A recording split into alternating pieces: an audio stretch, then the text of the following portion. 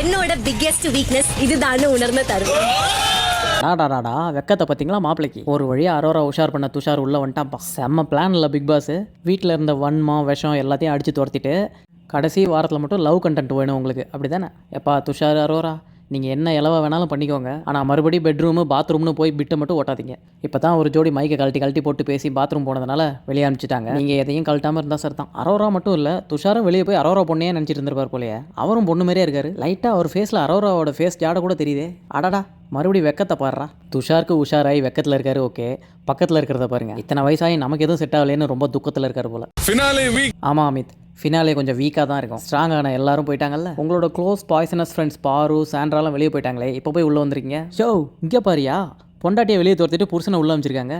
Big pass என்ன பிளானிங்கில் 5 பேர் இருக்கணும். ஆனால் சாண்ட்ராவும் பிரஜனும் ஒன்றா இருந்தாங்கன்னா பிரஜன் டம்மி பீஸ் ஆகிடுவார்.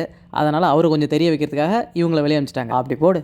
இந்த வாரம் டெய்லர் அங்கிள் வியானாவை ட்ராமா அங்கிள் பிரஜின் வச்சு செய்ய போறாருன்றது மட்டும் தெரியுது. என்ன வந்ததுலேருந்து துஷார் வந்து கண்டுக்கவே இல்லை போலியே. 2 பேரும் பிரிஞ்சே உட்காந்துருக்காங்க. எதுவும் கிரிஞ்சா பண்ண வேணாம்னு நினச்சிட்டு நின்ட்டாங்களா? துஷார் எதுவும் சரியா பேசலையா என்னன்னு தெரியல. 2 பேரும் சேர்ந்தே உட்காரலையா? பாட்டெல்லாம் எழுதி மிஸ் பண்ணிட்டு இருந்ததை பார்த்தா துஷார் வந்தோடனே மடியில் ஏறி உட்காந்துருப்பாங்கன்னு நினச்சேன். ஒருவேளை எல்லாரும் இருக்காங்க, அப்புறம் பார்த்துக்கலாம்னு நினைக்கிறாங்களா என்னன்னு தெரியல. நீங்கள் சொல்லுங்க பார்ப்போம், இவங்க 2 பேரும் லவ் கண்டென்ட் கொடுப்பாங்களா, இல்லை FJ ஆதிரே வந்து அதுங்க லவ் பண்ணிட்டு சுற்றுமா? இதுக்கு கரெக்டாக பதில் சொல்லிட்டிங்கன்னா 1 லட்சம் ரூபா எனக்கு அனுப்பிச்சி விட்ருங்க. வீடியோக்கு ஒரு லைக் அண்ட் ஹைப் பண்ணிடுங்க. தேங்க்யூ.